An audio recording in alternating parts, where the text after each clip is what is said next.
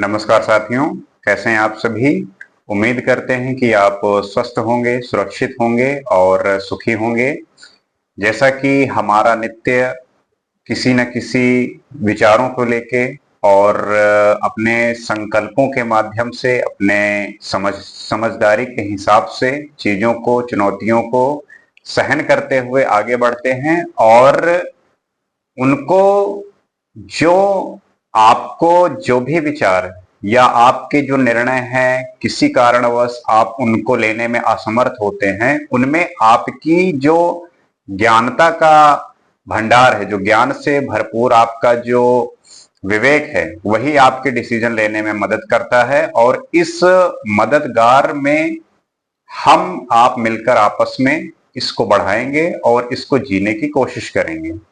तो जैसा कि चाणक्य की बातों को, चाणक्य की नीतियों को हम डिस्कस करते हैं, उस पर चर्चा करते हैं और समझने की कोशिश करते हैं कि ऐसे कौन से विचार हैं जो हम अगर अपने जीवन में उनको उतारें, उनकी नीतियों को अपनाएं, तो जो हमारी डिसीजन मेकिंग कैपेबिलिटी है उसमें इजाफा होगा और उसके माध्यम से हम अपने निर्णय अपने मुताबिक आत्मविश्वास से ले सकेंगे, जिसका परिणाम भी अच्छा होगा। इसी में आगे देखते हैं चाणक्य क्या कहते हैं।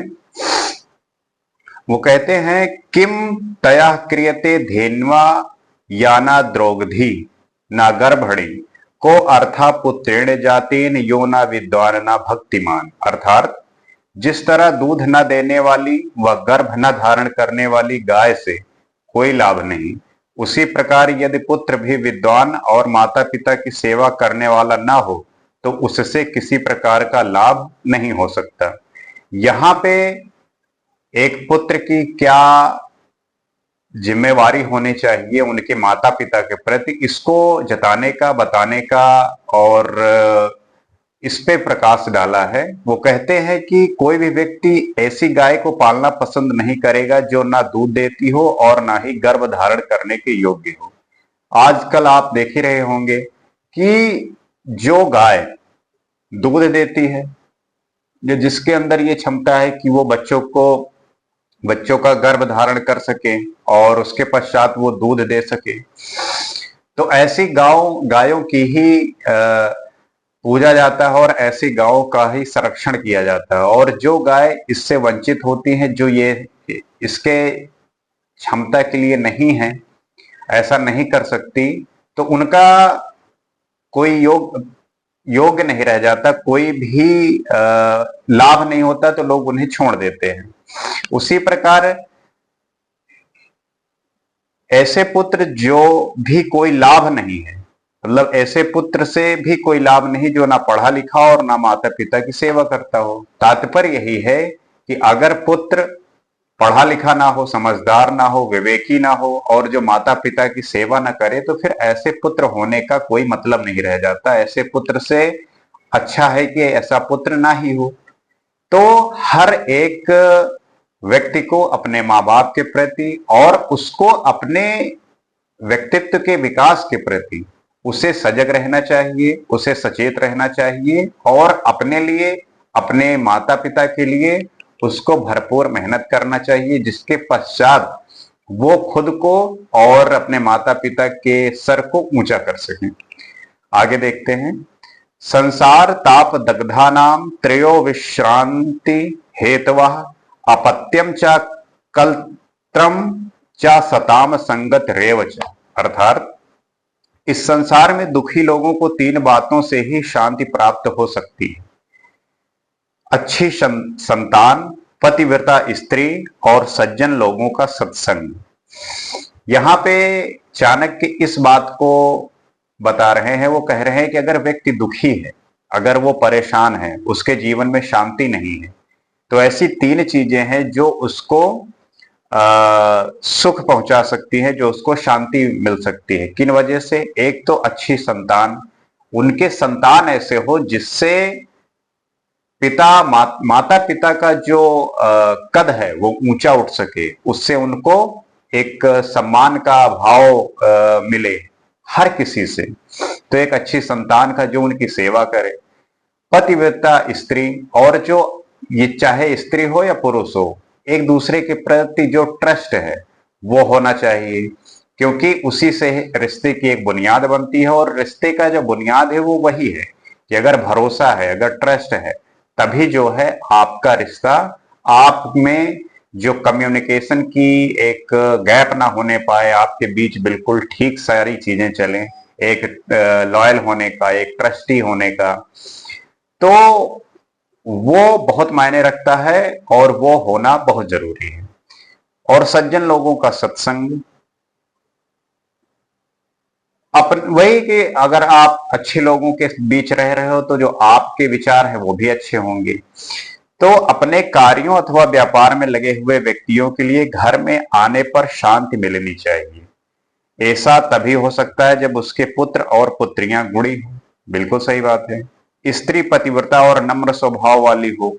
अब ये पहले के समय था और आजकल पहले के समय में भी ऐसा था और आज भी ऐसा है कि अगर आपका जो स्वभाव नम्र है, विनम्र है और आप लॉयल हैं अपने विचारों को लेके, अपने बातों को लेके, तथा व्यक्ति के मित्र भले और सज्जन हो और जो फ्रेंड्स हों वो सज्जन हो, भले हो और विचार जो उनके हो वो सच्चरित हो, तो ऐसे व्यक्ति को शांति हमेशा मिली रहती है और वो हमेशा शांति की स्थिति में ही होते हैं।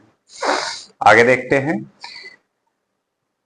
सक्रजलपंथी राजानाम सक्रलपंथी पंडितः सकृत कन्या प्रदीयन्ते त्रिणेतानि सकृत सकृत। अर्थात राजा लोग एक ही बार आज्ञा देते हैं, पंडित लोग भी एक ही बार बोलते हैं, कन्या भी एक ही बार विवाह में दी जाती है, सरकार एक ही बार आज्ञा देती है। उसका मतलब ये कहना चाह रहे हैं यहाँ पे चाणक्य कि राजा एक ही बार आज्ञा देती है, उसका आदेश कानून का स्वरूप ले लेता है, प्रजा को उस पर चलना ही होता है।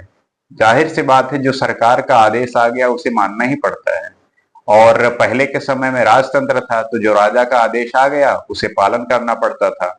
आज के समय में कहने को तो प्रजातंत्र है, कहने को तो लोकतंत्र है, लेकिन आप ज्यादातर देखते होंगे कि जो सरकार का फरमान आ गया, जो सरकार का आदेश आ गया, तो हम उसी को ही फॉलो करते हैं। बहुत कम ऐसी कोई क्रांति होती है जहां पे सरकार के फैसले बदले जाए, है भले ही प्रजातंत्र, बट काम जो है काफी ज्यादा राजतंत्र जैसा ही होता है।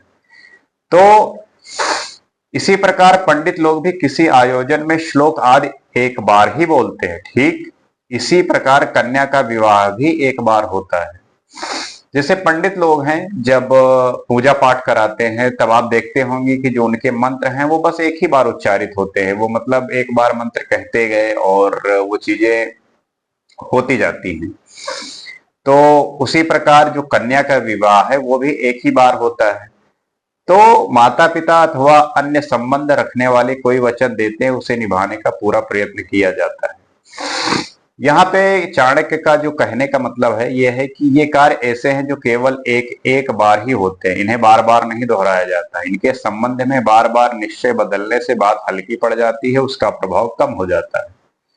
बात समझ गए होंगे आप कि आपके बातों का प्रभाव आपकी ही गरिमा से होगा, आपके ही बताए हुए, आपके ही कहे हुए, आपके ही किए हुए वादों के अनुसार ही चलेगा, क्योंकि आपके द्वारा जो बनाया हुआ आदेश है, आपके द्वारा दिया हुआ वचन, आपके द्वारा कहा गया शब्द जब प्रमाणित होता है और उसकी एक गहराई होती है, उसमें जान होता है, तब वो सामने वाले को उस बात का भरोसा होता है कि इस व्यक्ति ने जो बात कही है मुझे उसको सीरियसली लेना है, क्योंकि सरकार एक बार आदेश देता है उसे हमें फॉलो करना पड़ता है।